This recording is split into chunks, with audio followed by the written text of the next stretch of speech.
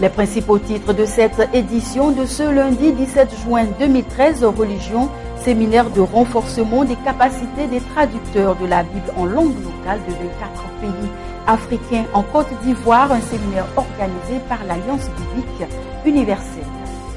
Toujours en religion, les pasteurs de la ville de Bouaké, située dans le centre de la Côte d'Ivoire, ont reçu la semaine dernière leurs différentes cartes d'identification pastorale. Et enfin, en Afrique du Sud, hommage du président Jacob Zuma à Nelson Mandela, l'icône de la lutte anti-apartheid, rappelons-le, est hospitalisé depuis près d'une semaine pour une infection pulmonaire récurrente. L'évangile fortifie les enfants de l'Éternel. Mesdames et messieurs, bien-aimés du Seigneur, bonjour et bienvenue sur Béni TV, la chaîne des bénis, pour cette toute nouvelle session d'information de ce lundi 17 juin 2013. Bien entendu, nous démarrons cette édition par l'actualité chrétienne. 24 traducteurs de la Bible en langue locale issus de 10 pays africains ont été formés aux techniques de traduction de l'Évangile en mettant un accent particulier sur le parallélisme qu'il peut y avoir entre les différents chapitres. Cette formation a été organisée par l'Alliance biblique universelle à Abidjan, Côte d'Ivoire, dans les locaux de la conférence épiscopale de l'Afrique de l'Ouest. L'objectif de cet atelier est de renforcer les capacités des traducteurs de la Bible pour une meilleure compréhension de l'Évangile dans les différentes langues africaines. Notons qu'un traducteur originaire d'Argentine a également participé à cet atelier de formation et vous aurez les détails dans nos prochaines éditions. Et toujours en religion, nous quittons Abidjan, cette fois-ci pour nous rendre à Bouaké, la capitale du centre du pays, où les pasteurs ont reçu leurs différentes cartes d'identité pastorale. En effet, la commission des églises protestantes évangéliques de Côte d'Ivoire, avec à sa tête son porte-parole, le bishop Kassi Dazito, a procédé à la délivrance des cartes des pasteurs de la région du Béquet qui se sont fait identifier. Une cérémonie empreinte de réjouissance qui s'est tenue en présence des autorités administratives, religieuses et traditionnelles. Nous voyons en ce moment sur ces images les temps forts de cette cérémonie et bien entendu, vous aurez le reportage complet dans nos prochaines éditions. C'était la fête des pères ce dimanche 15 juin 2013, une fête qui est méconnue mais qui est en train de se faire une petite place dans la vie des familles. Qu'est-ce que c'est que la fête des pères ? Comment vivent les familles durant cette fête? Pour le savoir, la rédaction est allée à la rencontre d'une famille et c'est le dossier de la rédaction avec Inès Koudinho-Balé. Un père, celui qui a un ou plusieurs enfants. Cette définition est de la Larousse dictionnaire de français. Mais l'on l'appelle aussi père, un fondateur, un créateur d'une œuvre de tout genre. Et lorsqu'on jette le regard plus loin, un père, c'est aussi celui qui nous conduit dans la marche chrétienne, un leader, un guide spirituel, le berger, l'initiateur. L'un dans l'autre, quelle que soit la définition que l'on peut rattacher à un père, cela joue un rôle non des moindres dans notre existence. C'est cela que chaque année, dans le mois de juin, sont honorés et fêtés le 3e dimanche du mois. Une fête qui est originaire des États-Unis, intitulée par le président Calvin en 1910. Elle a été célébrée par la toute première fois le 19 juin 1910 dans les États de Washington et dans quelques autres États. Aujourd'hui, en 2013, elle continue d'être honorée et célébrée. Et c'est dans ce cadre que l'équipe de reportage a bien voulu faire une surprise à un père, Nicolas Adounda, responsable marketing opérationnel dans une entreprise de la place. Ce jour, dimanche 16 juin 2013, à la 1e célébration de la fête des pères et même des grands-pères. À son retour de la messe, de retour à la maison, c'était une belle petite surprise et qui lui a été réservée, mais profond. Mais il faut taper comme ça. Ça va? Là, je vais la messe de quelle heure? On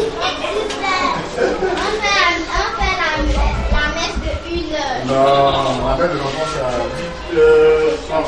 Face à un tel geste, le cœur s'exprime à travers la bouche, par des paroles profondes, sincères, directes et même limpides. Vous voulez? Ouais. Aujourd'hui, c'est la fête des pères. D'accord. C'est vrai que je n'attendais pas ce jour spécialement pour te magnifier. Parce que vraiment, tu es un homme exceptionnel. C'est un homme exceptionnel et en quoi j'ai trouvé ce que je recherchais depuis longtemps. Donc aujourd'hui, à l'occasion de la fête des pères, les enfants et moi voulons te souhaiter bonne fête, papa, pour tout ce que tu fais, pour l'engouement que tu déploies pour le bonheur de notre famille. Voilà. Donc c'est juste ce petit mot que les enfants et moi voulons t'adresser et la suite viendra. Madame Nda n'a pas eu besoin de gros moyens pour dire à son époux « Bonne fête papa ». Et même les enfants l'ont exprimé par des câlins pour dire à leur papa « Bonne fête papa ». Autant elle sait parler, autant elle sait faire un bon mets, n'est-ce pas Nicolas Adou? Je profite de ce micro de Béni TV pour dire au papa du monde entier, il faut se donner à Dieu, quelle que soit votre confession religieuse, il faut mettre Dieu au centre de l'éducation, surtout des enfants. Et à partir de ce moment-là, je vous assure que vous êtes un homme comblé. Voilà, la meilleure joie qu'un homme puisse avoir, c'est d'avoir ses enfants autour de soi, sa femme, et puis voilà, tous les jours au quotidien, être un homme heureux.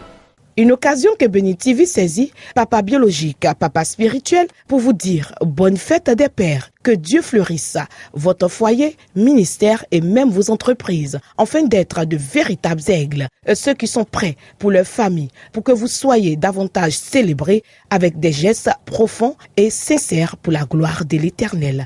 Papa, nous t'aimons. Shalom.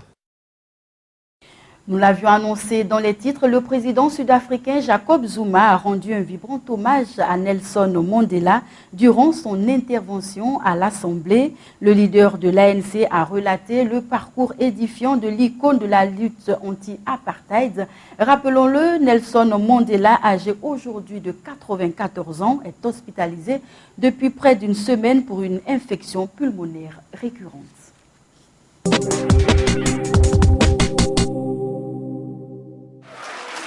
Sur la tribune de l'Assemblée, le président Jacob Zuma, leader de l'ANC, a rendu un hommage poignant à Nelson Mandela. L'ancien dirigeant, âgé aujourd'hui de 94 ans, est hospitalisé depuis près d'une semaine à Pretoria. Ils doivent aimer Madiba, le volontaire en chef lors de la campagne de défiance de 1952.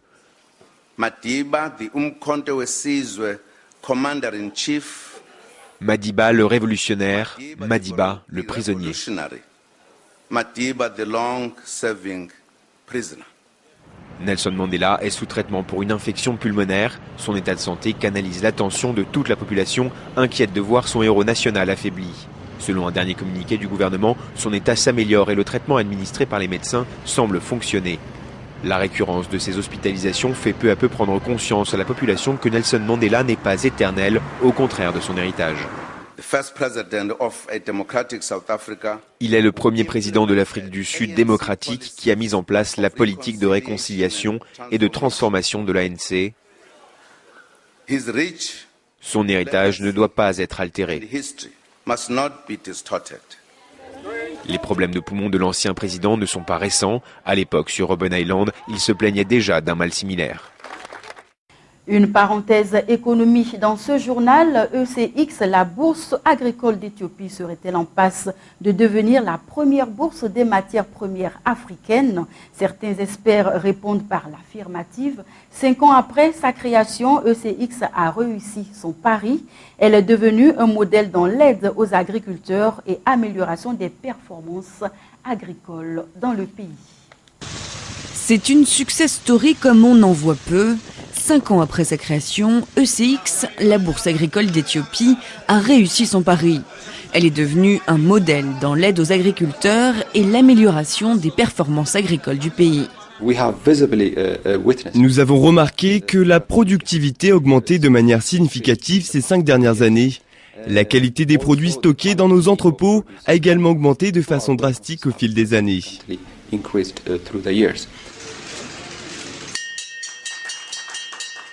Née en avril 2008, cette bourse visait à répondre au principal besoin des agriculteurs, celui de pouvoir vendre leurs récoltes à un prix équitable.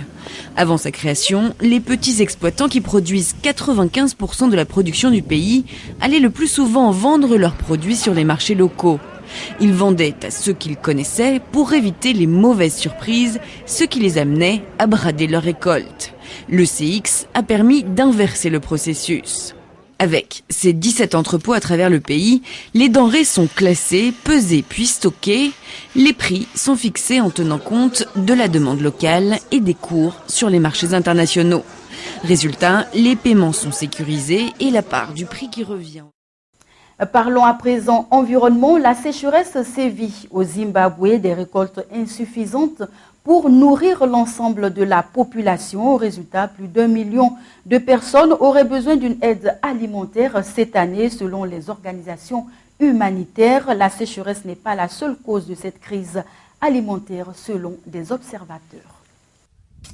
Une crise environnementale doublée d'une crise alimentaire. La sécheresse au Zimbabwe sévit, résultat des récoltes insuffisantes. Pour beaucoup, le choix est limité et certains sont contraints de s'alimenter auprès de centres de distribution comme celui-ci à Bikitia, près de la capitale Harare. La situation est si grave que nous ne pouvons pas dire à ce moment que nous avons une couverture de 100% pour tous ceux qui sont dans le besoin. Selon les organisations humanitaires, 1,6 million de personnes auraient besoin d'une aide alimentaire pour cette année. Il faut dire que les récoltes n'ont pas été bonnes. Déjà l'an passé, la saison sèche avait fait perdre plus d'un tiers des plantations de maïs. La pénurie de farine de maïs, élément de base des Zimbabwéens, a provoqué sur le marché une explosion du prix de la denrée, trop cher pour certaines familles qui ne peuvent plus l'acheter. Du côté du gouvernement, on se dit conscient du risque de pénurie alimentaire qui guette le pays, un pays qui vit au rythme de sécheresse depuis une dizaine d'années. Les raisons de cette crise alimentaire sont nombreuses. Certains pointent du doigt la réforme agraire des années 2000. Celle-ci vise à exproprier les fermiers blancs pour redistribuer les terres aux Zimbabwéens noirs. Sauf que les experts jugent cette politique trop brutale. Elle aurait provoqué des pertes de 12 milliards de dollars et conduit le pays à importer ses céréales. D'autres estiment pour leur part que cette crise alimentaire est due au changement climatique. Entre inondations et sécheresse à répétition, difficile pour les agriculteurs d'obtenir de bonnes récoltes. En réponse, les autorités ont décidé de mettre en place un programme de sécurité alimentaire tout en tenant compte des variations du climat. Une initiative temporaire jugée nécessaire. Ce programme aide à lutter contre la famine parce que quand vous n'avez rien, on vous donne un sac de 50 kilos qui dure 3 mois et demi. Reste que le Zimbabwe vit sous perfusion alimentaire. En plus du programme alimentaire mondial, Harare a demandé 150 000 tonnes de maïs à son voisin zambien. Conséquence, l'insécurité alimentaire fait naître des migrants forcés. La jeunesse fuit pour trouver du travail en Afrique du Sud ou au Botswana en tant qu'ouvrier agricole. Une situation qui éloigne un peu plus le Zimbabwe de l'époque où il était le grenier à blé de l'Afrique australe. Dans le reste de l'actualité, en Europe, climat désastreux. Également en Europe centrale, les pluies diluviennes qui ont touché l'Europe la semaine dernière ont provoqué d'importantes inondations et des glissements de terrain meurtriers en République tchèque, en Allemagne, mais également en Autriche. Plusieurs dizaines de personnes ont été tuées. L'équivalent de 2 mois de pluie tombés en seulement 2 jours. Dans l'est et le sud de l'Allemagne, les cours d'eau ont atteint un seuil critique. Passau, celle que l'on surnomme la ville aux 3 fleuves, est désormais sous les eaux. Dans certains quartiers, les pompiers donnent l'ordre d'évacuer.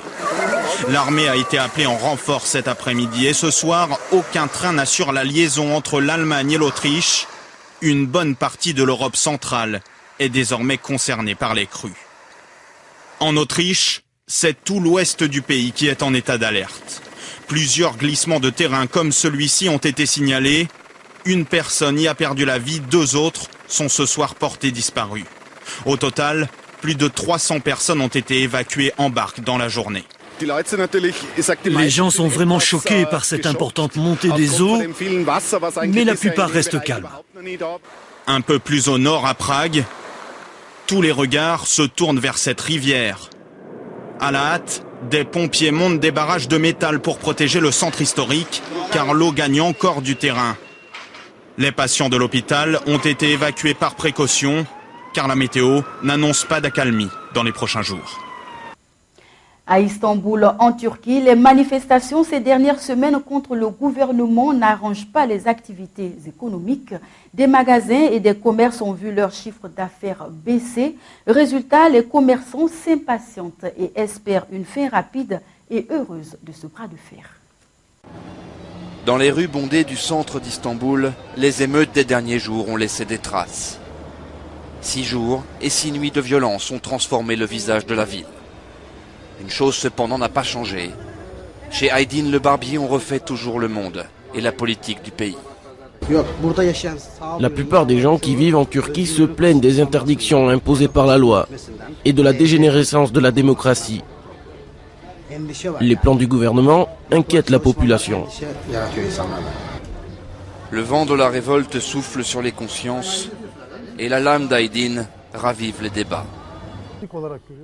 Une dictature, c'est différent. Dans une vraie dictature, ce niveau de répression ne serait vraiment rien. De vrais dictateurs, ce sont des hommes comme Saddam Hussein qui gazent sa population. Nous pourrions nous diriger vers cela, alors que Dieu nous vienne en aide. Dans ce temple de la Turquie traditionnelle, on n'a pas attendu la jeunesse révolutionnaire pour contester. Mais pour ces hommes, la fête a assez duré. Nous les commerçants, nous voulons que tout cela s'arrête immédiatement. C'est mauvais pour le commerce. Et nous ne savons pas jusqu'où ça peut aller. Nous attendons le Premier ministre. Il doit prendre la parole. Je pense que le Premier ministre devra faire des excuses. S'il ne le fait pas, alors nous effectuerons un virage vers la dictature. S'il ne s'excuse pas, le peuple ne l'oubliera jamais. Aujourd'hui, le Premier ministre doit rentrer d'un voyage en Afrique du Nord. Dans le salon d'Aydin, on parie sur un discours d'apaisement et un retour au calme, très attendu. Troquer des lances pour des battes de cricket afin de défendre à travers le sport la place de la femme et lutter plus efficacement contre le braconnage. C'est le défi que viennent de relever les guerriers Maasai du Kenya, un sport peu ordinaire mais qui en vaut la chandelle. Un guerrier Maasai, les muscles tendus, prêts pour le combat. Mais dans la savane, ce jour-là, c'est une équipe indienne de cricket qu'ils affrontent. Ils ont laissé tomber leur lance pour la batte de cricket afin de capter l'attention du public et de leur communauté. Le but n'est pas seulement de gagner le match, mais aussi de sensibiliser à des fléaux comme le mariage forcé ou l'excision. En marge des matchs, des danses, du théâtre, des distributions de tracts pour dénoncer ces pratiques encore trop courantes parmi les Maasai. Nous voulons montrer aux gens que nous essayons de combattre des pratiques rétrogrades dans notre culture. Mais les bons côtés de notre culture, on les voit aussi tous les jours. Donc on joue dans nos habits traditionnels. Les gens adorent regarder ça, vous savez, parce que c'est un match assez spécial. Et c'est d'ailleurs la seule équipe de cricket Maasai au monde. L'excision est loin d'être la seule cause pour laquelle les cricketeurs Maasai se battent. Alia Bauer est fan de cricket et c'est elle qui introduit ce sport dans la communauté Maasai. Son combat de toujours, c'est la lutte contre le braconnage, notamment des éléphants. À Laikipia, nous avons ces fantastiques animaux sauvages et nous avons de la chance de les avoir alors qu'ils ont déjà disparu dans d'autres parties d'Afrique. Alors je suis vraiment contente à l'idée d'utiliser ce match pour le faire savoir. Pendant longtemps, tuer un lion faisait partie du rite de passage à l'âge adulte pour les Maasai, mais aujourd'hui ils comprennent qu'ils tireront plus de bénéfices à protéger les lions qu'à les tuer, notamment pour le tourisme. Les Maasai n'entendent pas limiter leur message aux frontières du Kenya. L'année dernière, ils ont participé à la prestigieuse compétition de cricket Last Man Stands en Afrique du Sud. Et cette année, ils espèrent récolter assez de fonds pour les jouer dans le célèbre stade de cricket de Londres, les Lords. Nous refermons cette édition d'information avec cet élément. Au Japon, les anciens adeptes de la mafia Yakuza reprennent à vivre après avoir abandonné la mafia, mais aussi après avoir abandonné au moins un doigt. Ces derniers se font poser des prothèses pour ne plus subir le regard des autres, un véritable défi au quotidien. Cet ancien gangster a découvert comment faire oublier son passé gênant, avec des prothèses de doigts. Après avoir purgé plusieurs années en prison pour trafic de drogue, il a dû se couper lui-même les 2 auriculaires, phalange par phalange, pour calmer la colère de son chef, comme le veut la coutume des Yakuza, la mafia japonaise. Lorsqu'il a finalement décidé de quitter le milieu, il a aussi dû se séparer d'un de ses annulaires. Il croyait alors pouvoir retrouver une vie normale, mais ses mains trahissaient son passé. C'était impossible de travailler. Dans mon métier, je dois me rendre au domicile de mes clients, leur parler. Et la première impression est la plus importante. Alors quand il vous manque 3 doigts, c'est compliqué d'engager une négociation. Je leur faisais peur. Dans cet atelier discret d'un quartier résidentiel de Tokyo, il a trouvé la prothèse qui a changé sa vie. Le moulage d'un doigt en résine coûte environ 2300 €. Aucun détail n'est oublié, la couleur et la forme des doigts sont adaptés à chaque client. Difficile de voir la différence. À la pince à épiler, on prélève quelques poils du client, puis on les replante un par un sur le faux doigt. La prothèse ressemble ainsi parfaitement à l'original. Environ 5% des clients de l'atelier de Shintaro Hayashi sont d'anciens yakuza. Les autres ont été amputés dans des accidents. Mais pour le prothésiste, peu importe leur passé. Il affirme ne pas pouvoir fabriquer ses doigts sans instaurer une relation intime avec la personne concernée.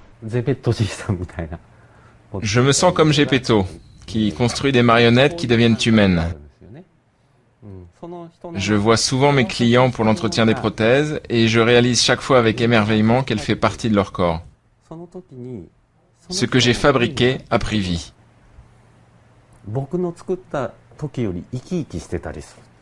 Selon les chiffres de la police, le syndicat du crime japonais compterait encore plus de 63 000 membres. Grâce à ces prothèses, ce bandit repenti a réussi à prouver qu'une vie était possible hors de la mafia. Mesdames et messieurs, bien-aimés du Seigneur, c'est ici que prend fin cette édition des formations. Toute la rédaction se joint à moi pour souhaiter une très bonne fête à tous les pères et bonne fête également au pasteur Sam Monté, leader des églises évangéliques La Bénédiction. Le programme se poursuit sur Béni TV et que Dieu vous garde.